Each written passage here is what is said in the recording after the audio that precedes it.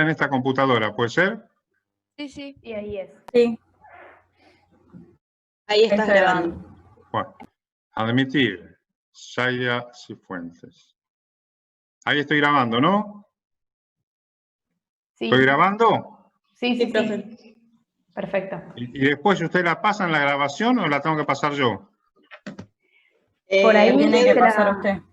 Se la podrías pasar al coordinador de la unidad que nos la ponga en Eso, el después Moodle. hablo con Carlos. Bueno, Sí, Gracias, profe. gracias. no, de nada. Bueno, vamos a ver ahora la unidad 4, el sistema de soporte y movimiento. Y vamos a, hablar de algunos temas antes de iniciar. Los planos del cuerpo.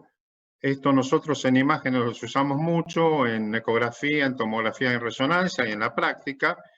Tenemos 3 planos. Plano transversal, que también se llama plano axial o plano horizontal. Plano sagital, que es el que corta por la línea media. Y el plano frontal, que es el que corta así, o plano coronal. O sea que tenemos 3 formas de 3 planos.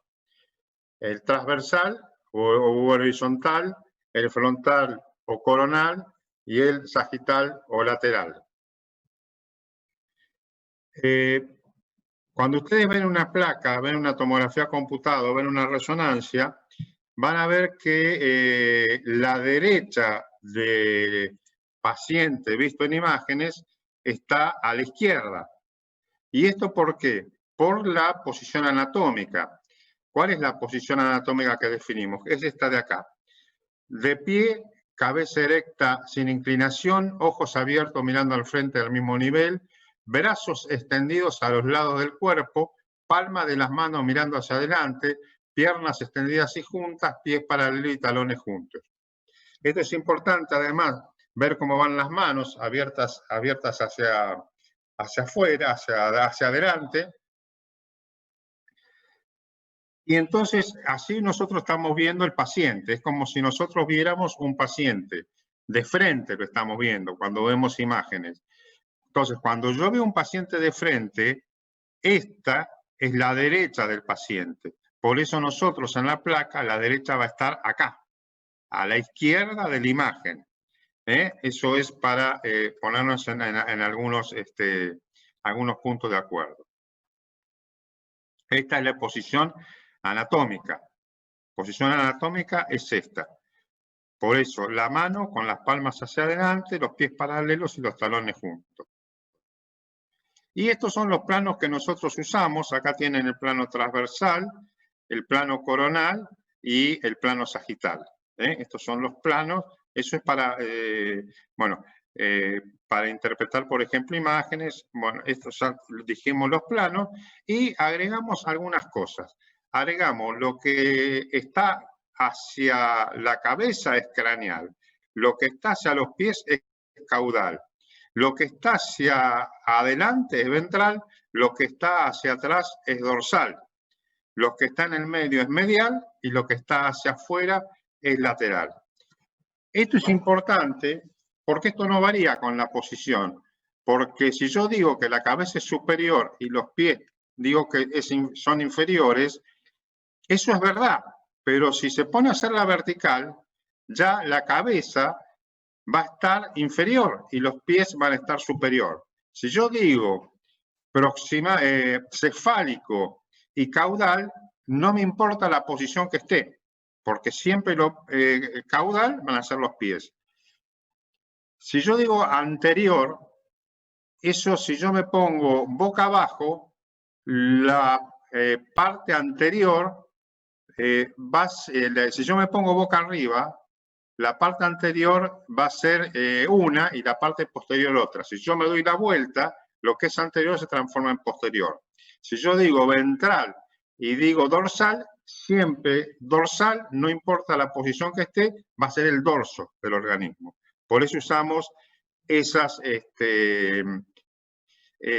nomenclatura. Y proximal y distal se usa mucho en las extremidades. Proximal es lo que está próximo a la raíz del miembro. Distal es lo que está alejado de la raíz del miembro.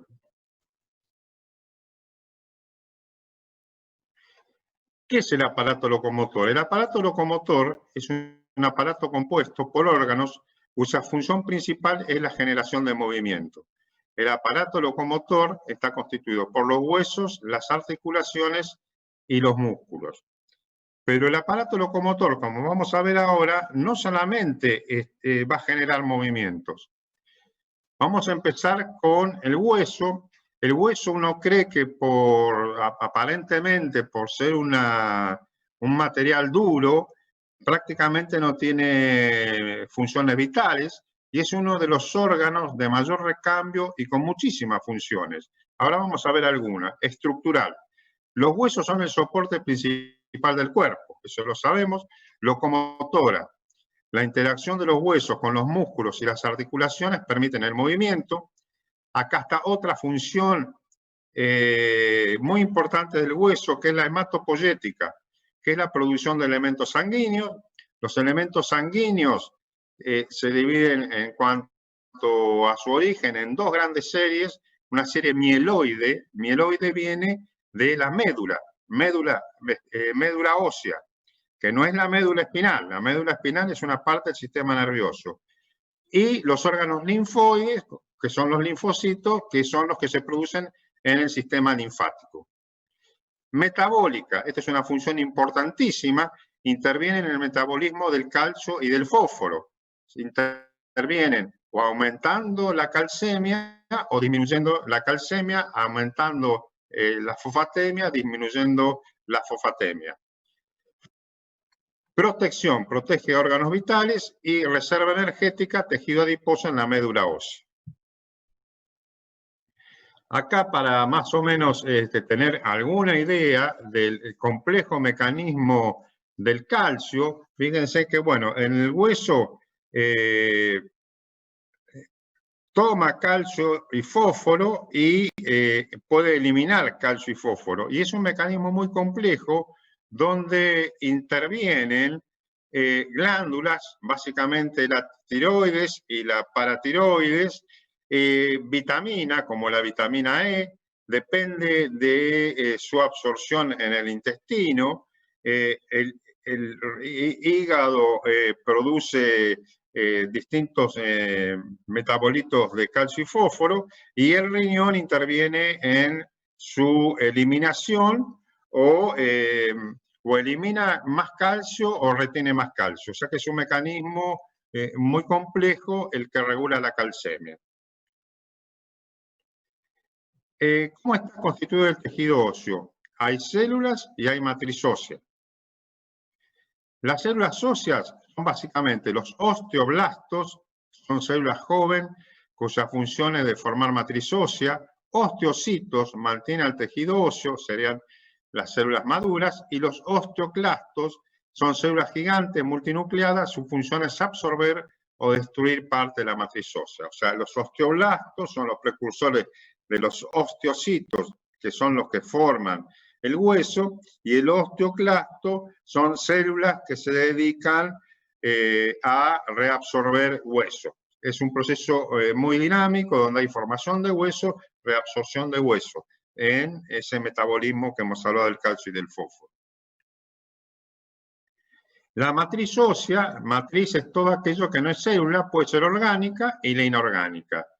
La orgánica es el 35% aproximadamente, y lo dan el 80% de la colágena, pero hay otras sustancias como los proteoglucanos o las glucoproteínas. Y la inorgánica básicamente es la hidroxiapatita cálcica. Hay otros elementos como bicarbonato, citrato, magnesio, pero básicamente es la hidroxiapatita cálcica. Cuando nosotros vemos un hueso, como en este caso, vemos que está formado por un tejido compacto y un tejido esponjoso, y dentro hay una cavidad. Este tejido compacto se llama cortical o corteza. Y este tejido, como ustedes ven, en forma de red, se llama esponjosa. Dentro del canal medular está, y en el hueso esponjoso está la médula espinal. Esto que está acá, ¿cómo lo llaman comúnmente ustedes?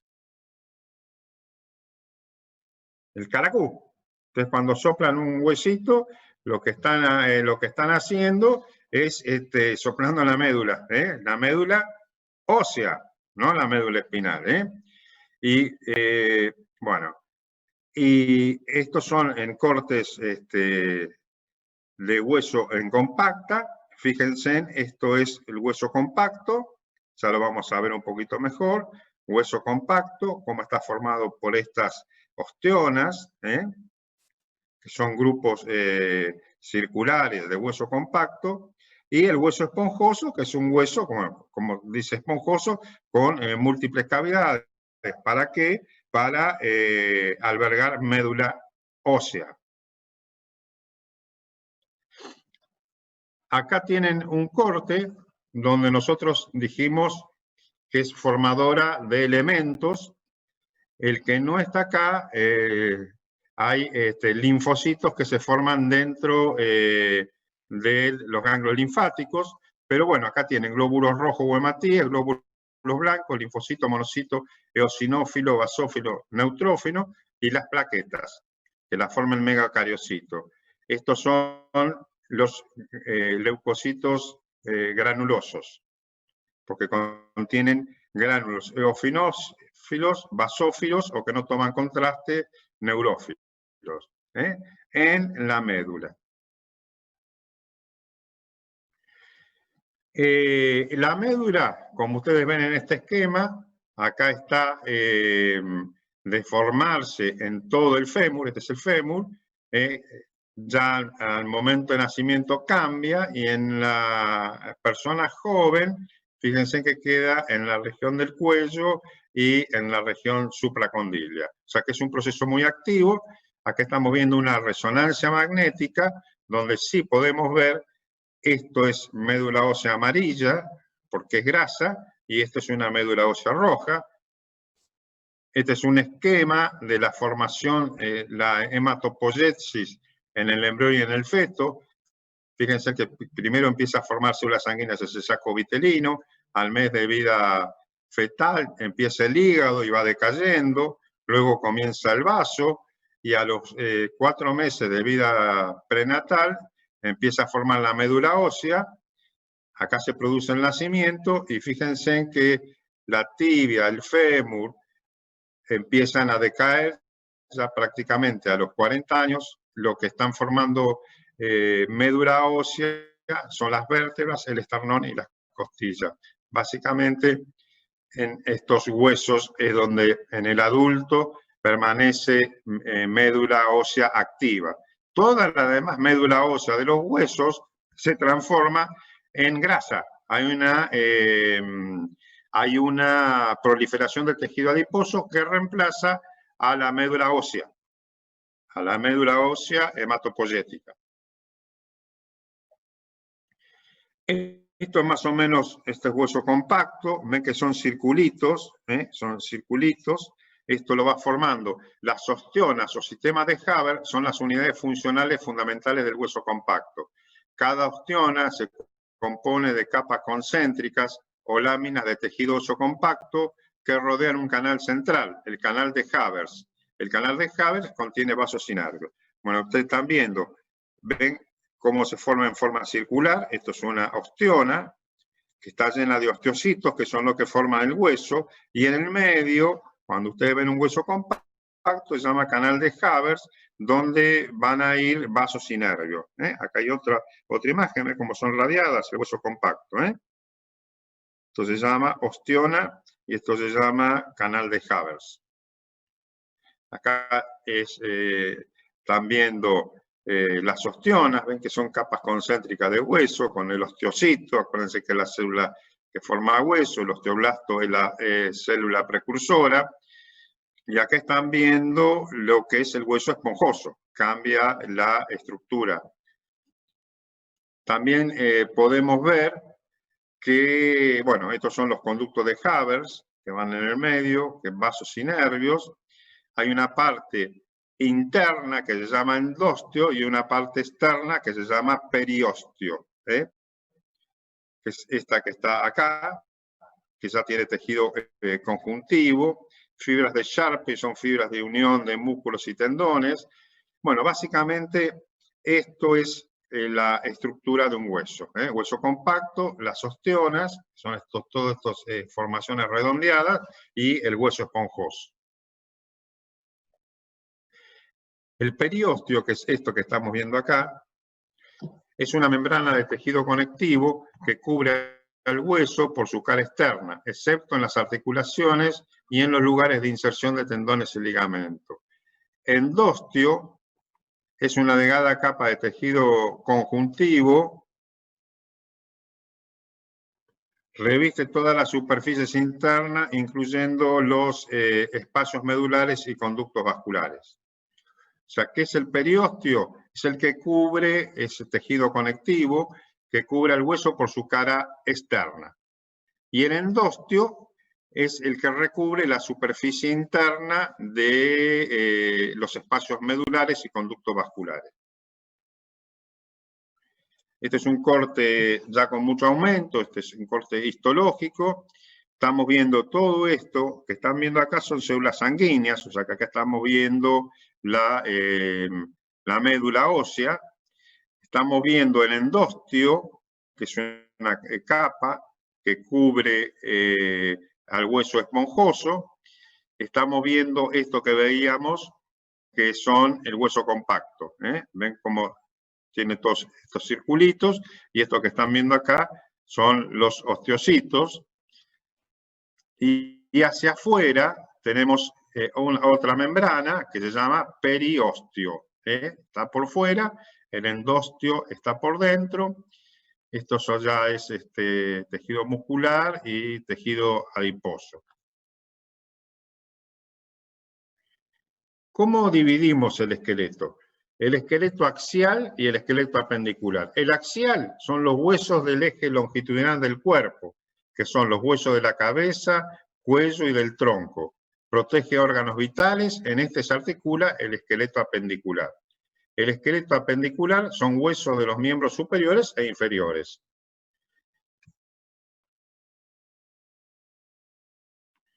Vamos a hablar un poco ahora de cómo se osifica. Entonces, ya en el feto se empiezan a osificar determinados huesos. Eso tiene importancia desde el punto de vista de, por ejemplo, medicina legal, porque entre el feto y el primer año de vida se va produciendo la osificación de distintos huesos. Hasta la edad, hasta los 16 años aproximadamente en la mujer, los 18 años en el hombre, donde el proceso de crecimiento del hueso finaliza. Hay dos formas en que, por supuesto, desde que empezamos de embrión a recién nacido y a la vida adulta, el hueso va creciendo. ¿Cómo crece este hueso? Por dos formas distintas. Una es la osificación membranosa, donde directamente se forma hueso sobre el tejido conectivo, y otra en los huesos largos, donde se va formando hueso para cuando crece hacia lo largo, por un sistema de molde cartilaginoso. O sea que hay cartílago, hay un molde cartilaginoso que va permitiendo crecer al hueso. Vamos a empezar con la membranosa. O sea, acá no hay directamente, no hay un molde de cartílago, sino que directamente va creciendo sobre la membrana, sobre el tejido conjuntivo. Acá tenemos el frontal, parietal, occipital. Bueno, esto va creciendo a medida que pasan los años, y en el niño se forman dos espacios grandes de membrana que no hay hueso. Entre el frontal y el parietal se llama fontanela bregmática, y entre el parietal y el occipital la lamboidea. Esto, cuando ustedes han visto que tocan el cráneo de un chiquitito, lo hunden. Hay un punto donde se une. Eso es la fontanela. Y esa fontanela nosotros lo usamos, por lo menos en imágenes, para hacer la ecografía. O sea, en la ecografía usamos esta fontanela, ponemos esta fontanela, acá le ponemos gel y vemos directamente el cerebro del chico. Ese cerebro, o sea que la ecografía es el método más importante para evaluar el cerebro. ¿Y por qué podemos ver cerebro? Porque no tenemos hueso, tenemos la fontanela. Es importante hasta más o menos los 6 meses, donde desaparece, ya se une esa fontanela, va perdiendo dimensión hasta quedar como una sutura. Y el otro tipo, que es básicamente de los huesos largos, es acá se forma un hueso, un molde de hueso cartilaginoso, mesénquima, cartílago, se va formando el periósteo, se van formando los condrocitos, se va formando hueso, acá hay formación de hueso, y van a quedar en el niño y en el adolescente una laminita de cartílago, tanto proximal como distal, que es la fisis. Cuando desaparece este cartílago a las edades que les dije, el hueso deja de crecer, se termina el crecimiento. Mientras haya fisis, o sea que mientras haya cartílago hialino, la posibilidad de crecimiento en longitud es posible. O sea, volvemos a repetir, en este tipo de osificación se forma un molde cartilaginoso que con el tiempo va a quedar cartílago en la zona de la fisis. Ahí queda cartílago hialino que va a permitir ir creciendo y osificándose ese cartílago. ¿Cómo clasificamos los huesos? Bueno, clasificamos según su forma: huesos planos, huesos cortos, huesos largos, huesos irregulares. Y por su paridad puede ser huesos pares y huesos impares. Hay huesos pares, son la mayoría de los huesos. Hay huesos impares, para dar un nombre. Por ejemplo, el esternón es un hueso impar. El sacro es otro hueso impar. Lo de del esqueleto apendicular son todos pares. Acá tienen hueso plano, son los huesos, básicamente los huesos del cráneo. La cabeza se divide en dos grandes grupos: la cara y el cráneo. El cráneo es un estuche óseo formado por frontal, parietal, temporal y occipital, que contiene el encéfalo. El encéfalo es la parte del sistema nervioso central que está dentro del cráneo, que se divide en tronco encefálico, cerebelo y cerebro. Acá están viendo una cara interna, cara externa, perdón, o exocraneal, y la cara interna o endocraneal. Estos son, por ejemplo, para que vean los surcos vasculares, para que vean lo que son las suturas. Estos son suturas.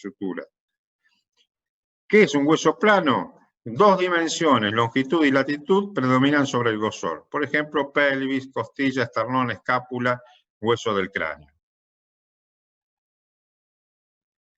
Huesos cortos, aquellos en que las tres dimensiones son más o menos iguales, son huesos del carpo, huesos del tarso. Bueno, acá tenemos una amplificación de un carpo.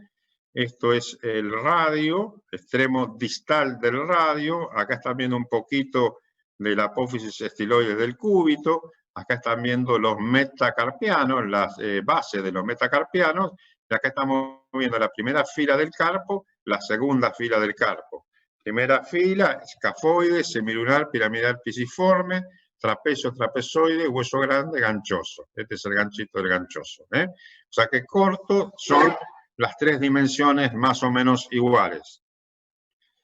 Largos, predomina la longitud. Acá tenemos un número, donde podemos ver una eminencia proximal, un sector distal, un cuerpo o diáfisis, que ahora lo vamos a ver. Bueno, ven que predomina la longitud. Acá hay distintos accidentes dentro del hueso, como por ejemplo prominencias, que son el troquín y el troquíter. Hay depresiones, como corredera bicipital. En el troquín se inserta el subescapular. En el troquíter se insertan el supraespinoso, infraespinoso y redondo menor. Acá tienen un cóndilo, acá tienen una tróclea, lo que está por arriba se llama epicóndilo y esto se llama epitróclea. Esta es una fosita coronoidea donde se va a articular la apófisis, el olecranon del cúbito. Este hueso se llama húmero. Bueno, huesos largos, aquellos en que la longitud predomina sobre la anchura y el grosor. Entre ellos incluyen húmero, cúbito, radio, fémur, peroné, metacarpiano, metatarsiano, falanges. Y en los huesos largos se distingue un cuerpo diáfisis, dos extremidades o epífisis, la fisis, que es una placa de cartílago que persiste hasta que ha terminado el crecimiento longitudinal de los huesos. La metáfisis, que une la diáfisis con la epífisis. Bueno, estos son nombres que se usan. O sea, epífisis es lo que está por encima de la fisis. La fisis es esto, que es el cartílago hialino que queda para que el hueso pueda crecer en longitud. Lo que está distal a la fisis se llama metáfisis, el cuerpo se llama diáfisis, y lo mismo en el otro extremo del hueso, en la metáfisis distal, fisis distal y epífisis distal. Acá tenemos un tobillo, donde estamos viendo, esta es la parte distal de la tibia y esta es la parte proximal del peroné. Esto es el maléolo tibial, esto es el maléolo peroneo. Están viendo la diáfisis, la metáfisis, la epífisis y la fisis. ¿Ven cómo se ve? ¿Ven cómo se ve? Este chico ya está casi llegando a los 18 años, pero ven cómo tiene para crecer todavía en longitud. Cuando esto no existe más, ya el crecimiento en longitud es imposible. Y los huesos irregulares, como algunos huesos del cráneo, como las vértebras, hay el coxal. Este es un hueso que está bien en la base del cráneo, es un hueso difícil para estudiar, tiene un cuerpo. Este cuerpo, si ustedes se fijan acá, hay una cavidad que se llama silla turca. Dentro de esta silla turca se va a alojar una glándula que se llama hipófisis. Acá está la hipófisis en el cuerpo del efenoides. Tiene un ala menor, un ala mayor y una apófisis pterigoides. Bueno, este es un hueso irregular.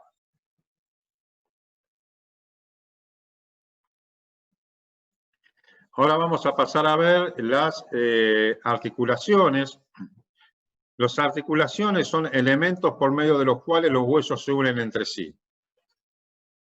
¿Cómo clasificamos las articulaciones? Bueno, lo más, esta para mí es la mejor definición, sinoviales y no sinoviales. ¿Qué significa sinoviales? Que tiene una membrana sinovial y esa membrana sinovial es la que va a producir el líquido sinovial. Ese líquido sinovial es el que permite el deslizamiento sin roce de articulaciones. No sinoviales no tiene sinovial y por eso no van a tener líquido sinovial. Las sinoviales llaman diartrosis, que son articulaciones móviles.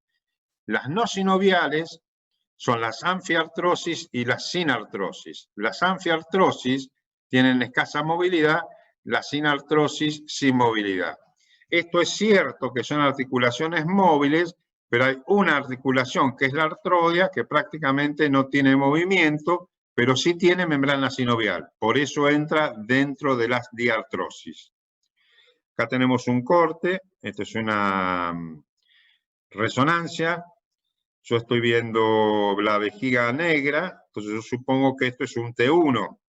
En el T2 el líquido es blanco. Estoy viendo el acetábulo y estoy viendo la cabeza del fémur. Esta es una articulación, la de mayor movimiento, que se llama enartrosis. Acá estoy viendo, bueno, músculos, grasa. Vamos a empezar a ver las no sinoviales, que son aquellas que no tienen movimiento, se llama sinartrosis. ¿Por qué? Porque no tienen unión, no tienen movimiento, están unidas. Y el ejemplo típico son las suturas de los huesos del cráneo y de la cara. Según el elemento de unión puede ser sinostosis, hueso, sin condrosis, cartílago, sin fibrosis, tejido fibroso. Todas las llamamos sinartrosis. O sea, ¿qué es lo que pasa acá? Que directamente las suturas, ya sea por hueso, por cartílago o por tejido fibroso, bueno, no permiten el movimiento, se encastra un hueso con otro. Vamos a ver un ejemplo. Estos son los huesos del cráneo y de la cara, algunos huesos del cráneo y de la cara. Tenemos el frontal, parietal, temporal, occipital y el esfenoides. Esto es parte del ala mayor del esfenoides, es un hueso que está bien en el centro del cráneo. Y bueno, vemos la mandíbula, que es el único, o maxilar inferior, que es el único hueso con movimiento y que no está unido por tejido óseo al resto de la cabeza. Después tenemos otros huesos como el hueso nasal, un pedacito del etmoides, hueso lagrimal, donde se sitúa la glándula lagrimal, maxilar superior. Bueno, esto es para ver cómo es las suturas, cómo se ven las suturas. Esto es una reconstrucción, un volumen renderer de una tomografía computada. O sea, la tomografía computada, los equipos modernos, nos permiten hacer muchísimas cosas en 3 dimensiones, cada vez que con gran detalle anatómico. Estamos viendo una sutura acá, otra sutura acá, otra sutura acá. ¿Ven? Acá estaría en el chico la fontanela, acá no hay más, porque esto ya es un adulto. Acá estaría la fontanela, acá estaría la otra fontanela. Y ven cómo está serruchada. Este es el hueso frontal, parietal, occipital. Esta sutura que está acá se llama sutura coronal. Esta sutura que está acá se llama sutura sagital.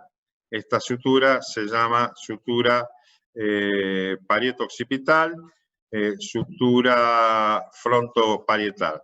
Y acá les pongo, bueno, ahora con la tomografía computada no hay problema porque se ven tanto en cortes axiales, coronales como sagitales, pero cuando no había tomografía computada, este era un signo en una placa de cráneo, este era un signo para definir fractura. Fíjense que las suturas tienen borde en serrucho o aserrado, y la fractura ven que es una línea. Así, bueno, antiguamente se diagnosticaba con la placa de cráneo. El otro tipo de articulación no sinovial es la anfiartrosis. Es una articulación de movimientos muy limitados que está formada por 2 superficies más o menos planas, unidas firmemente por fibrocartílago a modo de ligamentos. La articulación entre las vértebras y la pubiana son ejemplos de anfiartrosis. Estamos viendo acá Este es un disco intervertebral. Estamos viendo hueso esponjoso, hueso cortical. Lo celeste es cartílago hialino o cartílago articular. Entonces, fíjense que en todas las articulaciones van a estar recubiertas de cartílago hialino. Esto es del otro lado. Acá tienen, bueno, ligamentos. Y este es el disco intervertebral.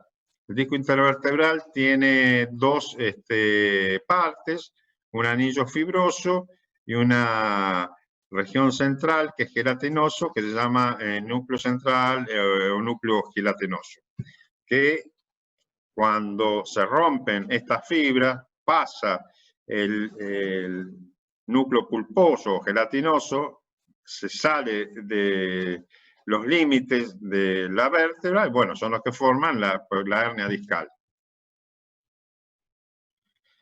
No tienen sinovial. Esa es la diferencia con las articulaciones sinoviales. Acá tenemos, esto es una corte sagital de una resonancia magnética.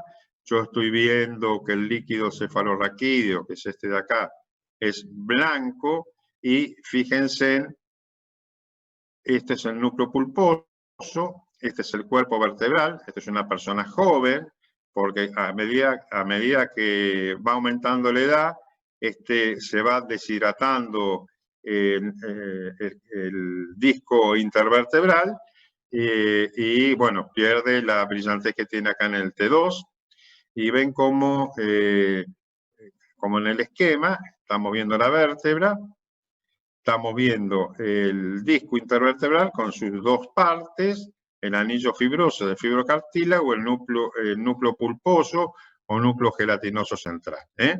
Cuando esto se rompe, hace una fisura, este material sale y comprime no la médula espinal, sino la cola de caballo, que son las raíces. La médula termina acá, termina más o menos en L1, L2. Y todo esto, este es 5, 4, 3, 2, este es el cono medular, todo esto es raíces nerviosas. O sea que a este nivel, que son las hernias más comunes, son las más comunes porque esta parte de la columna es la que soporta mayormente el peso del cuerpo, no va a haber médula, acá hay raíces nerviosas. Y ahora pasamos a las otras articulaciones, que son las sinoviales, que se llaman diartrosis. Son superficies articulares lisas separadas por una cavidad articular. Presentan superficies articulares revestidas por cartílago hialino. Tiene una cápsula articular, que es un manguito fibroso, que se inserta alrededor de la articulación. Tiene la sinovial, por eso son sinoviales, que es una membrana delgada en la cara interna de la cápsula articular que produce el líquido sinovial, que lubrica y facilita el desplazamiento de las superficies articulares. Tienen algunas también rodetes marginales periarticulares que aumentan la extensión y profundidad de la superficie articular, fibrocartílago o menisco interarticular, cuando las superficies articulares no se adaptan entre sí con exactitud, bolsas serosas en sitios donde el deslizamiento sobre superficies duras, y ligamentos que le dan estabilidad a la articulación. Básicamente, entonces, las diartrosis tienen sinovial, tiene una cápsula articular, puede tener rodetes marginales, hay algunas que tienen un menisco, son la rodilla y la articulación temporomandibular. Bolsas serosas, que son como acolchados en lugares donde se produce fricción, y ligamentos. Este es un esquema de una diartrosis. Esto que está blanco acá, esto es el cartílago articular. Dijimos que es un cartílago hialino. Tenemos hueso compacto, hueso esponjoso. Eso en todas. En En la anfiartrosis también teníamos cartílago articular, lo mismo que acá, pero lo que no tiene es la membrana sinovial. Esta membrana sinovial es la que produce el líquido sinovial, cual tiene importancia en, bueno, en la motilidad. Actúa como un lubricante. O sea, volvemos a repetir, estas son las diartrosis, y tienen algunos elementos más que ya los hemos mencionado. Pero este es básicamente el esquema de una diartrosis. Hay varios tipos de diartrosis. La enartrosis, la condilia, de encaje recíproco, la troclear, la trocoide y la artrodia. Vamos desde el máximo movimiento, que es la enartrosis, a la artrodia, que prácticamente el único movimiento que permite es el desplazamiento. Nada más. Pero todas estas comparten tener membrana sinovial. Vamos a pasar a la enartrosis, que es la de mayor movimiento. Corresponde a una articulación de tipo esférica, acá tienen, esta es la cabeza femoral, establecida entre una esfera maciza, incluida en una superficie hueca. Acá tienen esta superficie hueca en la cadera se llama acetábulo. Posee movimientos sobre los tres ejes del espacio. Un ejemplo de este tipo de articulación lo constituye la escápula humeral o articulación del hombro y la articulación coxofemoral. Miren, acá tienen este hueso, es el cartílago hialino, que es el que recubre las superficies óseas que componen la articulación, la membrana sinovial, el líquido sinovial. Y habíamos dicho que hay otros elementos como el ligamento y la cápsula. Y bueno, este permite prácticamente todos los movimientos, la flexión, la extensión, la abducción, la aducción, y permite también la circunducción. La circunducción es poder hacer este movimiento que es trazar un círculo o un cono, que la máxima circunducción lo da el hombro. O sea, que permite todos los movimientos. La condilia es el otro tipo de diartrosis. Bueno, cuenta con un hueso con una prominencia oval convexa que encaja en la depresión oval del otro. Por ejemplo, articulación de la muñeca, que es la radiocarpiana, articulaciones metacarpofalángicas del segundo a quinto dedo y la articulación femorotibial. Acá estamos viendo la articulación de la rodilla, estamos viendo el hueso proximal, que es el fémur. Esto se llama cóndilo femoral. Esto es la tibia, el extremo proximal de la tibia, donde estamos viendo el recubrimiento con cartílago articular. Esto que está acá metido se llama ligamentos cruzados. Pero bueno, ven, esta es una prominencia oval convexa que encaja en una depresión oval. Acá tienen, ven la depresión, y acá tiene el cóndilo, la prominencia oval. Entonces, esta es una condilia. Estamos viendo cóndilo externo, cóndilo interno, estamos viendo cóndilo interno, cóndilo externo. Y esto que está acá es el peroné, que en realidad no forma la articulación femorotibial o articulación de la rodilla, y hay otro hueso acá adelante que se llama rótula. Bueno, este es un esquema de una condilia. Con encaje recíproco, ven, este es el metacarpiano, el primer metacarpiano, este es el hueso trapecio. Bueno, esto que está acá es el cartílago hialino representado, ¿no? Articulaciones de encaje recíproco poseen una superficie articular en forma de silla de montar y la del otro tiene una forma parecida a la del jinete que se sienta en esa silla. Es la trapecio metacarpiana, la articulación calcáneo-cuboidea. Esas son diartrosis tipo encaje recíproco. Troclear o articulaciones en bisagra. Las superficies articulares son una polea o una tróclea y dos carillas separadas por una cresta. Por ejemplo, la húmero cubital y las interfalángicas. Ven, en este caso, acá tenemos el húmero y este es el cúbito.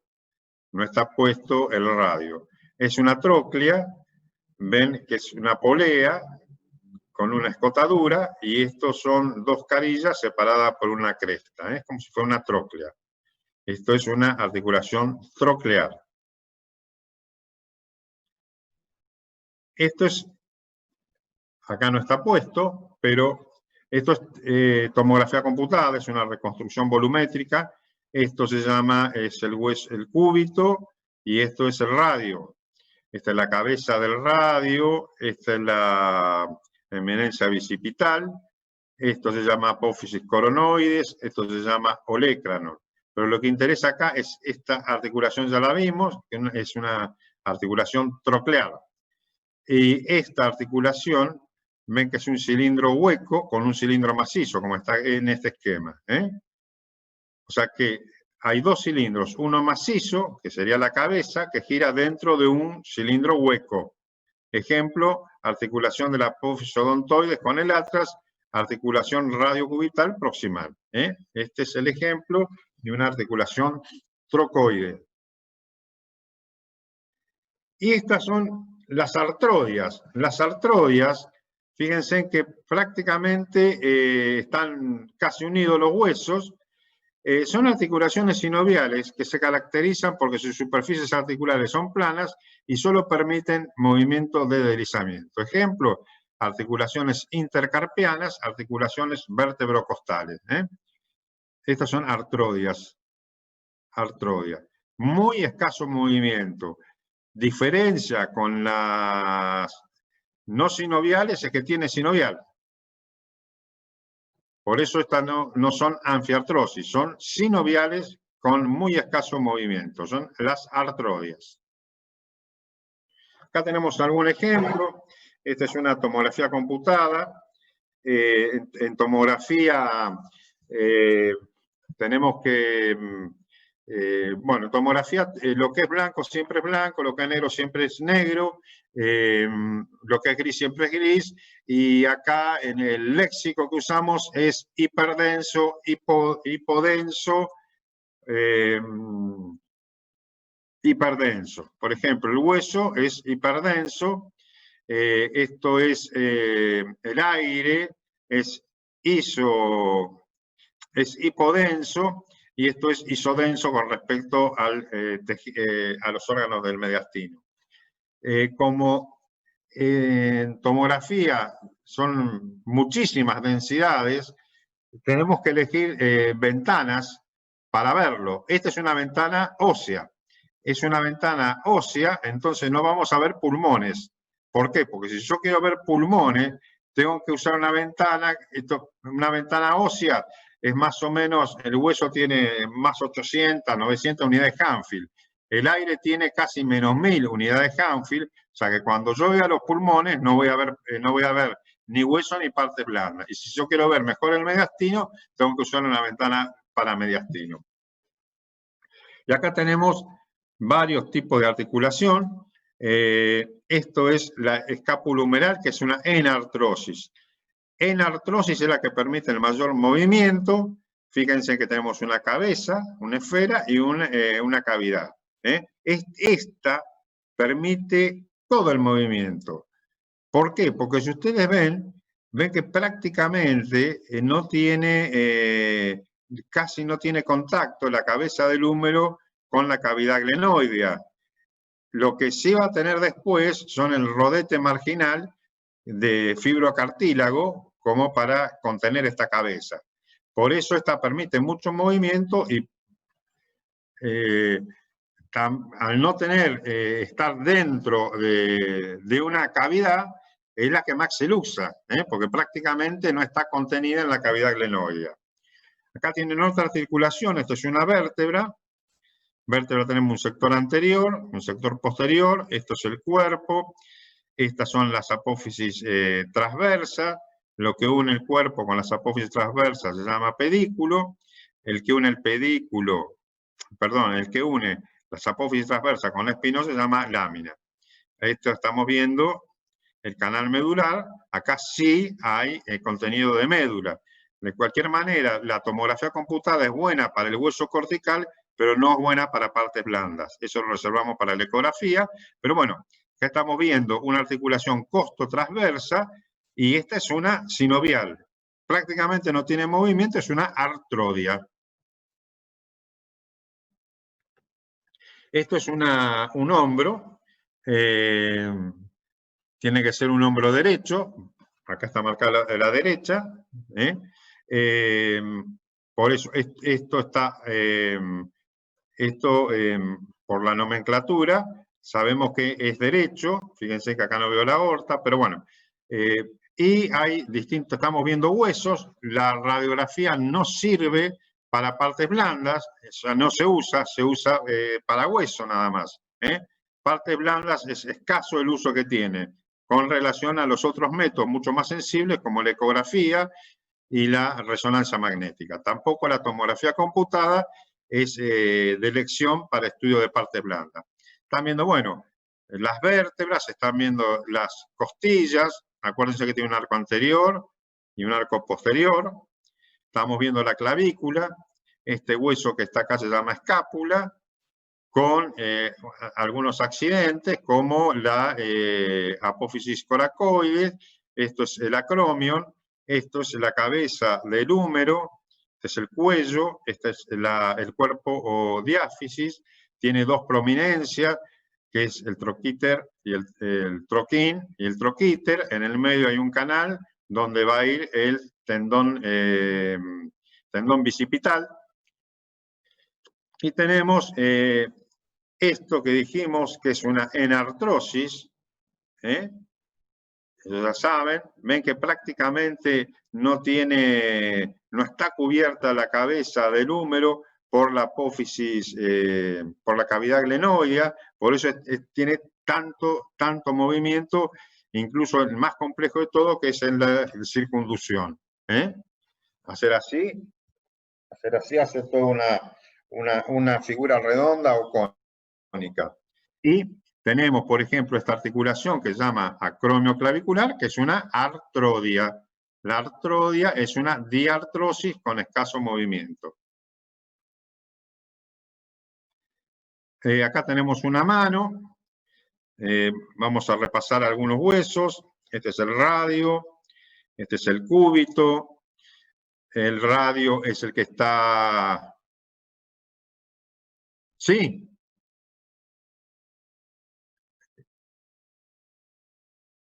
¿Me están viendo? No, profe, porque tenés la cámara apagada.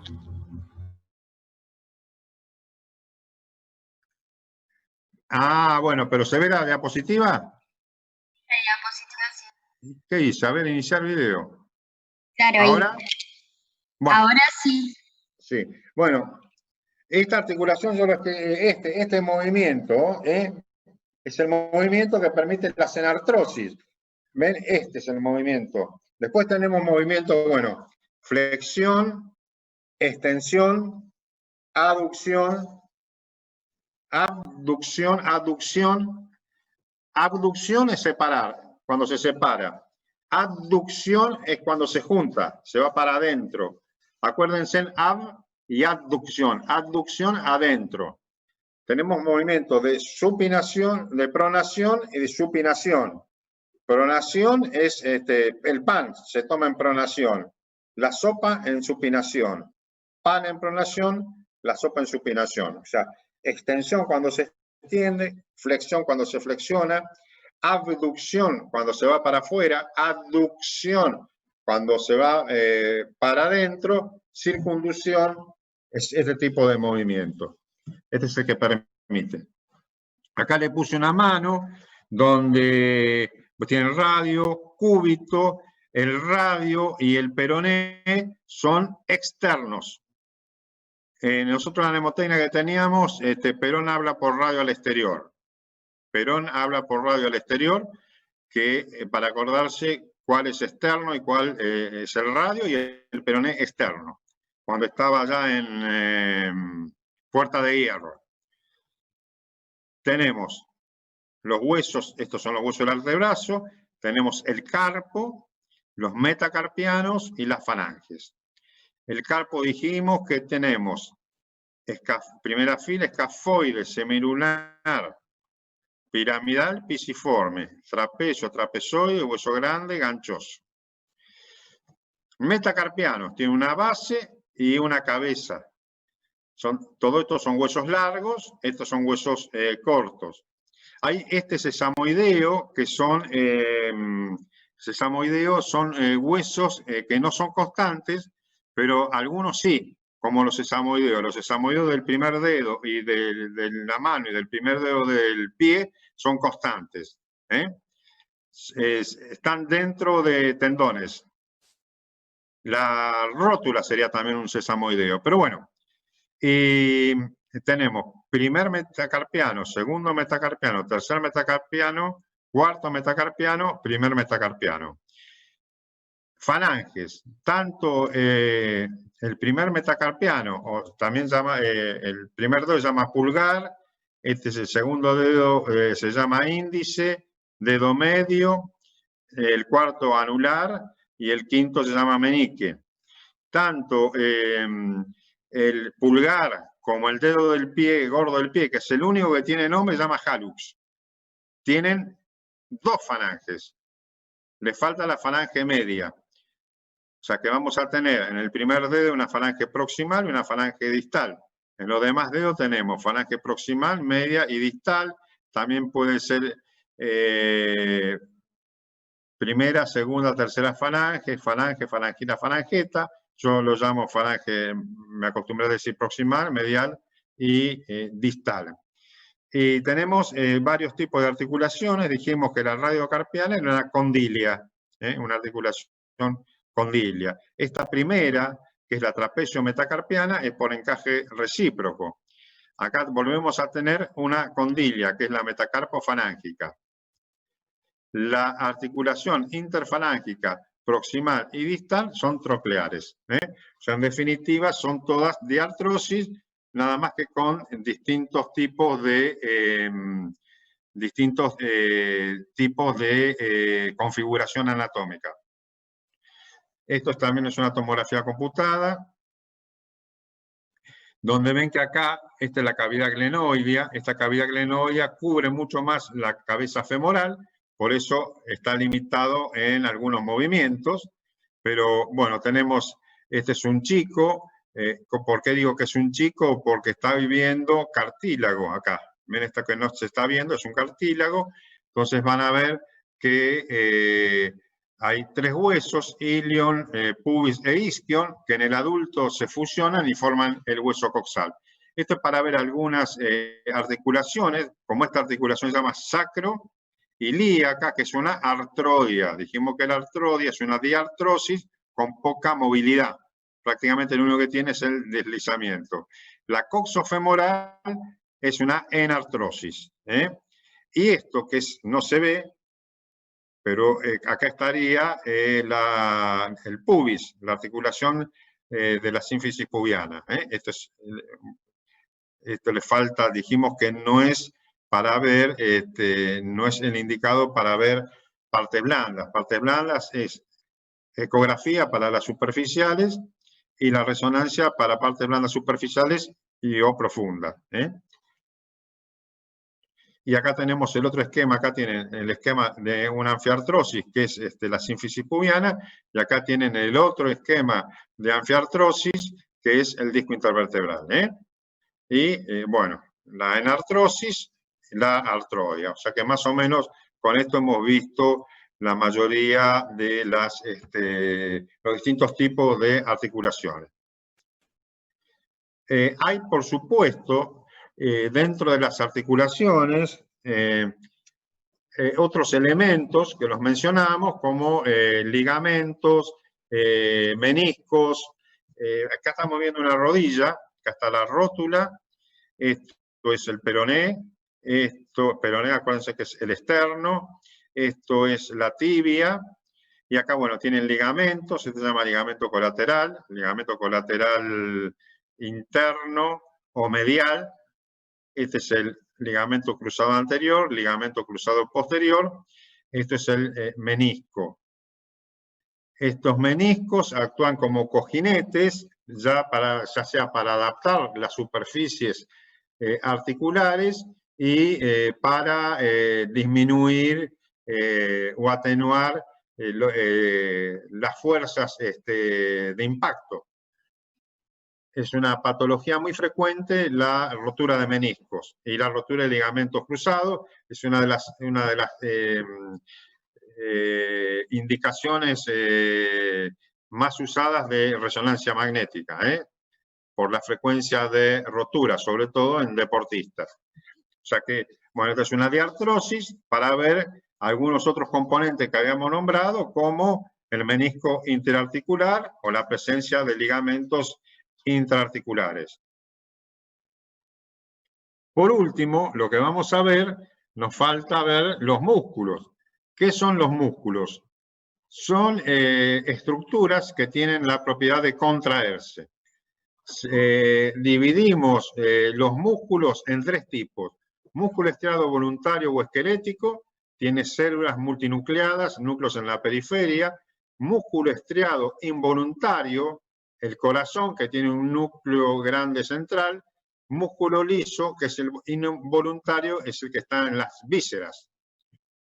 Bueno, en acá que es chiquitito, lo que les puse, por ejemplo, acá tienen varios músculos, el pectoral mayor, el deltoides, y van a ver que el deltoides va a tener cualquier músculo, vamos a hablar de una forma, de un origen y de una inserción. El origen es donde se origina el músculo y la inserción es a dónde se va a dirigir para producir el movimiento, que básicamente el deltoides es de elevación del hombro. Eso, cada músculo tiene, bueno, su forma, tiene su origen, tiene su inserción, tiene un nervio que lo inerva, una arteria que lo irriga y una vena que lo drena. A nosotros nos hacían estudiar todo eso de los músculos y, por supuesto, la función que cumple. Hay músculos que son aductores, otros que son supinadores, pronadores, bueno, depende. Y acá tenemos un esquema de los tres tipos de músculo: estriado y liso. El estriado, ven estas estrías, que ahora vamos a ver por qué se ponen estas estrías, y este es el esquelético, que es el que forma el aparato locomotor, que es lo que estamos viendo. Ven que son multinucleados, tienen múltiples núcleos, en cambio la muscular cardíaca tiene un solo núcleo. Este es voluntario y este es involuntario, o sea que el músculo esquelético se divide en esquelético, que es el aparato locomotor, que es voluntario, y el cardíaco, que es involuntario, que tiene un solo núcleo. Y la célula muscular lisa, que es involuntaria y es el que forma la víscera. Por ejemplo, los músculos de la pared del esófago, de la pared del estómago, de la pared del intestino. Esos son los tres tipos de músculos. Además del movimiento, mantienen la postura, estabilizan articulaciones, generan calor, protegen los órganos viscerales. Esto es lo que yo les decía, que cada músculo, ven por ejemplo el pronador redondo, pronador cuadrado, supinador, tienen un origen. Por ejemplo, el pronador redondo se origina en el epicóndilo medial del húmero, tiene una inserción, o sea, la parte distal donde van, parte media y lateral del tercio medio del húmero, tiene una inervación, que es el nervio mediano, y la función prona en el antebrazo. Ven que cada músculo tiene estas características. Tiene un origen, una inserción, una inervación, una irrigación, un drenaje venoso, un drenaje linfático y una función. Las partes de un músculo esquelético son origen o inserción proximal. Es el punto o área de donde surge. Permanece relativamente fijo cuando ocurre el movimiento. Hay músculos que tienen 2, 3 o 4 puntos de origen, como por ejemplo el cuádriceps. Son 4. El bíceps tiene 2. El tríceps tiene 3. Por eso se llaman así. Porque tienen en un mismo, después hacen un cuerpo único, pero con 2, 3 o 4 orígenes. La inserción distal es la unión que se mueve cuando el músculo se contrae. Y el cuerpo es la parte principal, la porción carnosa. Bueno, ustedes saben que lo que nosotros comemos son los músculos, músculo esquelético.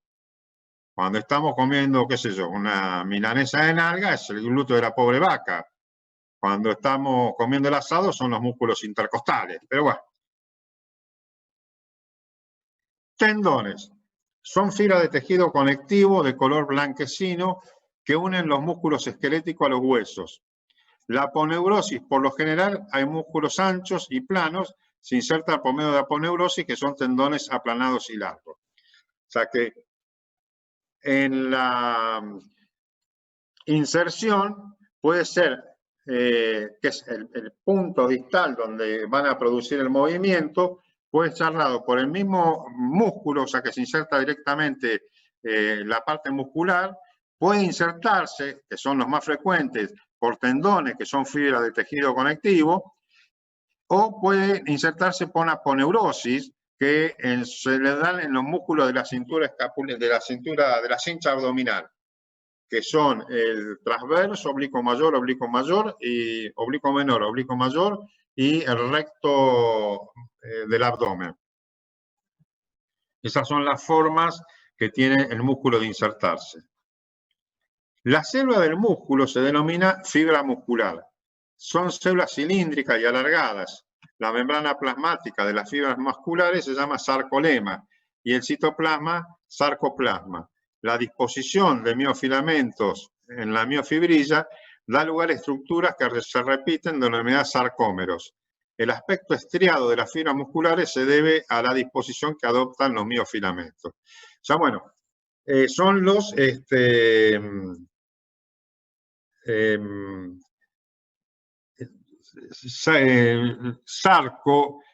sarcoma, viene justamente de músculo esquelético, porque el sarcoma es una neoplasia carnosa, por eso se llama sarcoma. Se lo digo porque acá cuando hablamos de sarcolema, en realidad el sarcoma toma el nombre de masa carnosa. Y vamos a ver cómo en esquemas, digamos, a nivel histológico, por qué es estriado y cómo se contrae el músculo.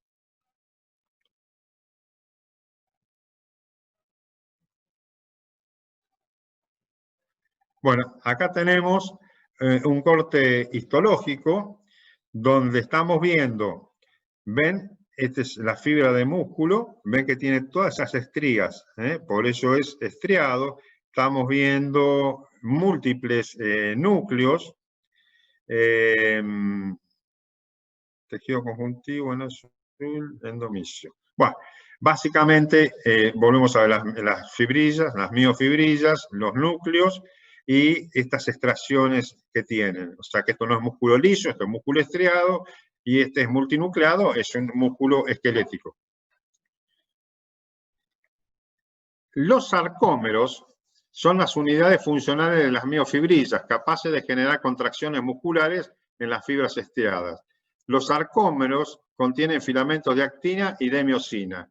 Los filamentos de miosina grueso se deslizan sobre los de actina finos que se acercan a las líneas Z. Después vamos a ver las líneas Z. Ven, estas serían las líneas, estas son todas las extracciones. ¿Y cómo hace la contracción el músculo? Cuando se contrae, estos filamentos de mioxina se deslizan sobre los filamentos de actina. O sea, estos de mioxina se deslizan sobre los filamentos finos de miosina. O sea que los miofilamentos pueden ser de osina y de miosina. Los de miosina son los que se van a deslizar sobre los de miosina, los de actina, que son los que producen la contracción. Bueno, esto no lo quiero asustar, pero es las líneas Z, vamos a ir a la línea Z, lugar donde se unen los miofilamentos adyacentes de actina. ¿Ven? Estas son las líneas Z que vimos. No vamos a referirnos a las otras bandas, esto se llama sarcómero, entre una línea Z y otra línea Z, donde se unen los miofilamentos de actina. Cuando se produce el estímulo y se produce la contracción, estos filamentos de miosina se deslizan sobre los de actinas, así el músculo se contrae. Esto multiplicado por todos los miofilamentos. Eso es más o menos un esquema de la contracción muscular.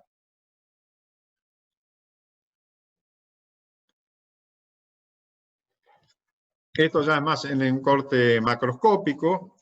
Las fibras musculares están organizadas en haces envueltos por una membrana externa de tejido conjuntivo llamada epimisio. De este parten septos muy finos de tejido conjuntivo que se dirigen hacia el interior del músculo, dividiéndolo en fascículos. Estos septos se llaman perimisio. Cada fibra muscular está rodeado por una capa muy fina de fibras reticulares llamada el endomisio. Bueno, acá tenemos entonces, para ver, este es un hueso, esta es la zona de inserción. Dijimos que en general está dado por tendones, muy rara vez está dado por el mismo músculo, y en los músculos planos del abdomen está dado por un tendón, digamos así, fino, que se llama aponeurosis. Y esto es como si fuera un cable, nada más que de haces musculares. Ven cómo está lleno de fibras y se van haciendo haces que endomisio forma fascículos, el epimisio es lo que está por afuera, el endomisio es el tejido conjuntivo que está por dentro, el epimisio el que está por fuera, así como hablamos en el hueso de periósteo y endósteo. Bueno, ven cómo se forman los distintos músculos. Se van formando por uniones de fibras musculares que se van dividiendo, los fascículos van formando el grupo muscular. Esta es la parte carnosa del músculo, esta es la parte tendinosa. ¿Cómo podemos clasificar los músculos? Bueno, se clasifican en músculos fusiformes, en forma de huso, predomina la longitud sobre las otras dos dimensiones, se encuentran principalmente en las extremidades, por ejemplo el bíceps. Músculo plano, predominan dos dimensiones, a excepción del grosor. Se encuentran principalmente en el tronco, cuello y abdomen. Ejemplos son los oblicuos del abdomen.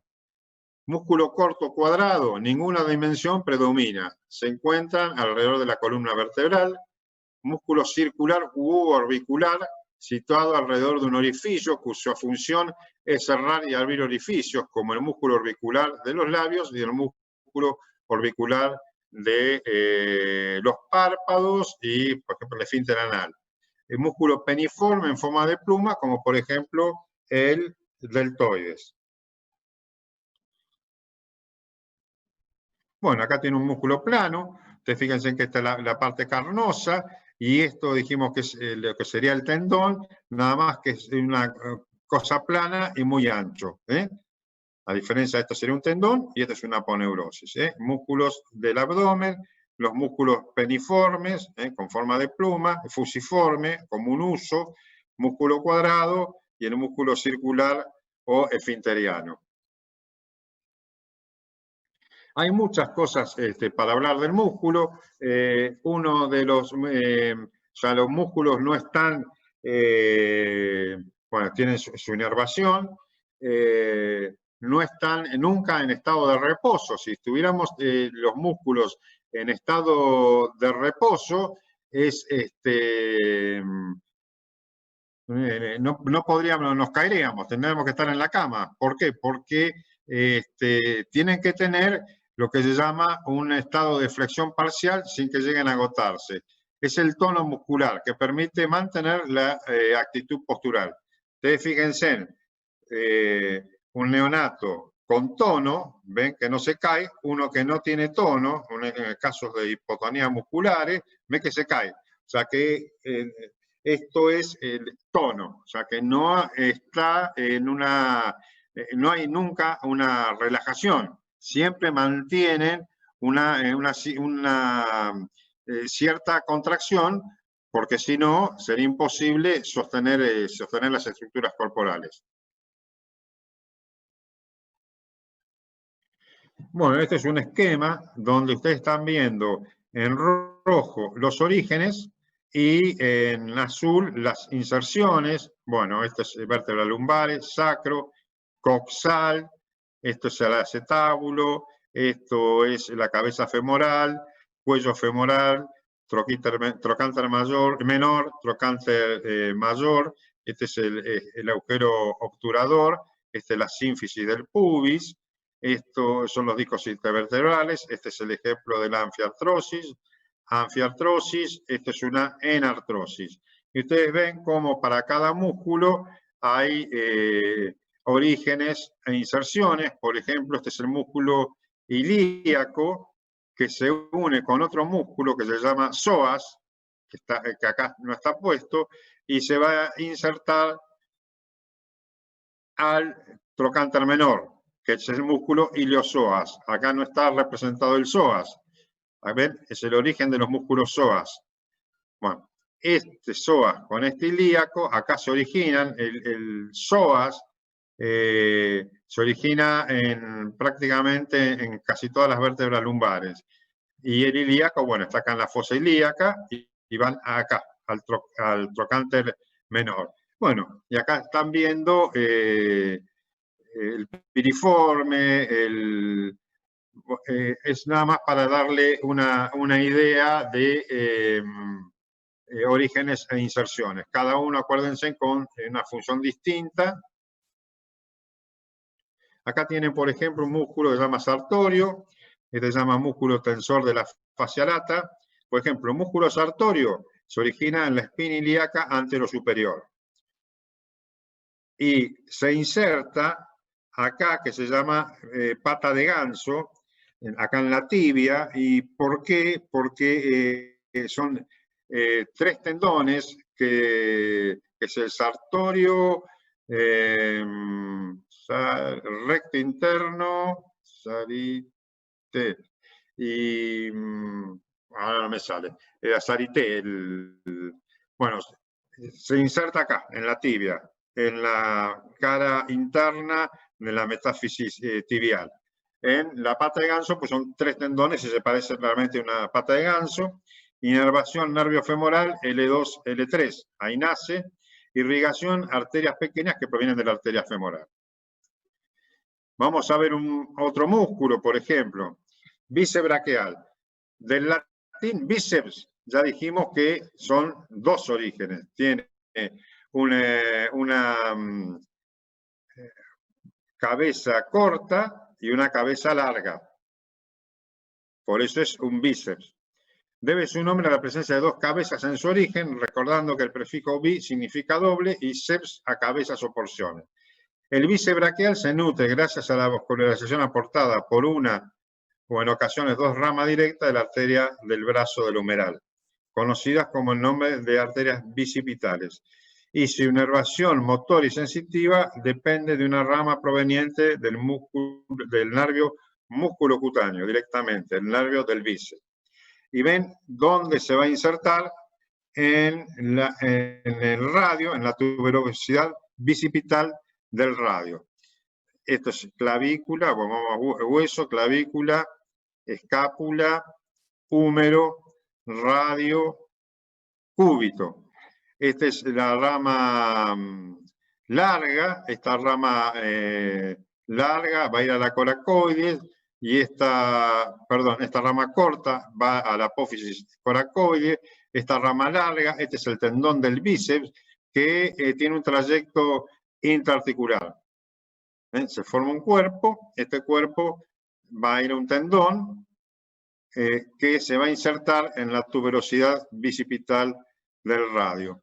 Básicamente es un músculo que sirve para la flexión y para la extensión. Es uno de los músculos que desarrollan los fisiculturistas.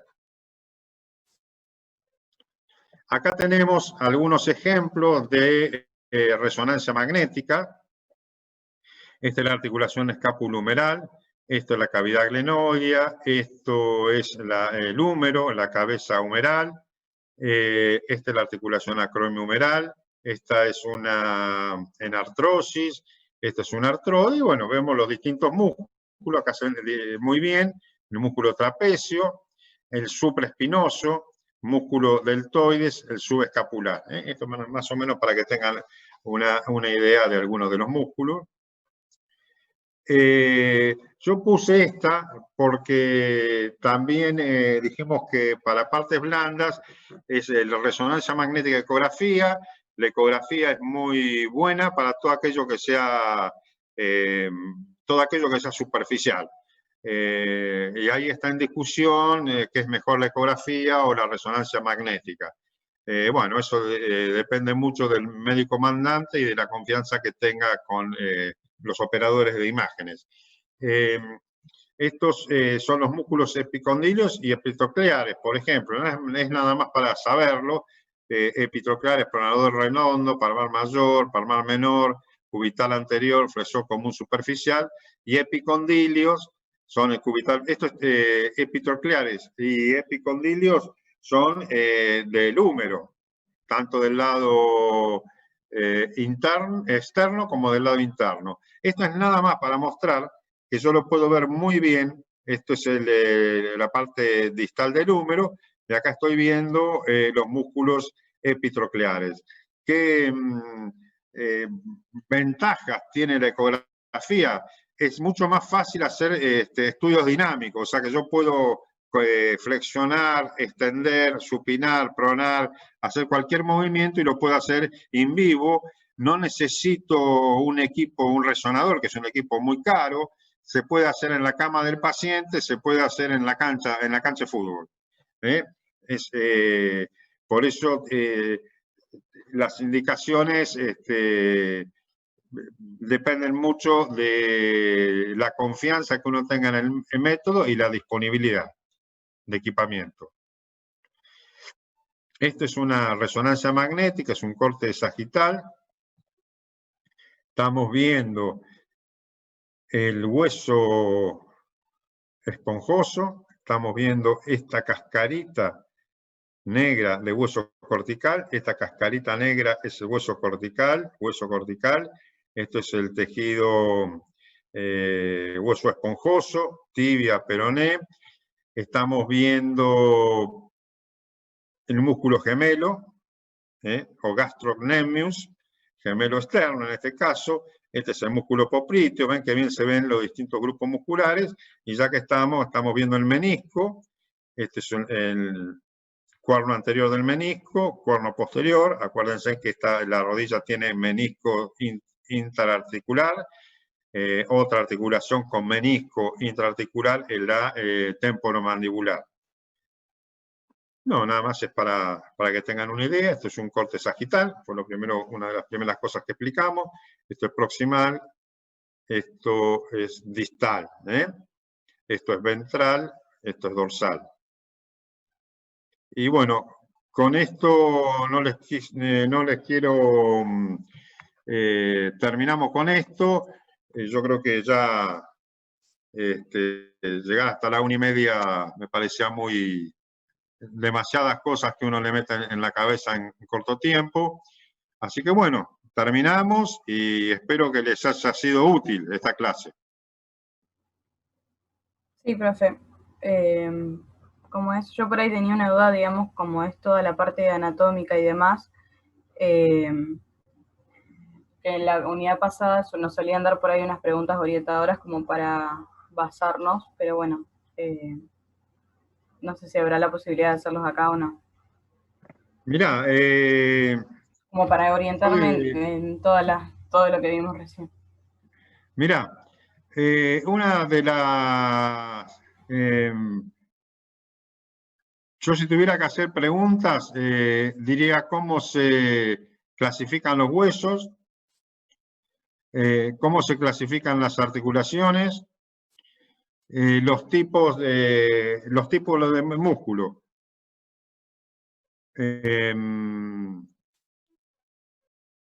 No sé si estás...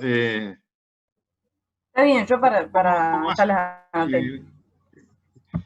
¿Ustedes les hacen un cuestionario? Nos hacen como una guía orientadora, digamos, para la hora del examen, como para que basarnos en cosas por ahí más importantes. Igual pasó en la unidad pasada, no en esta, así que no hay problema. Pero anoté, digamos, lo que usted dijo recién para orientarme por ahí.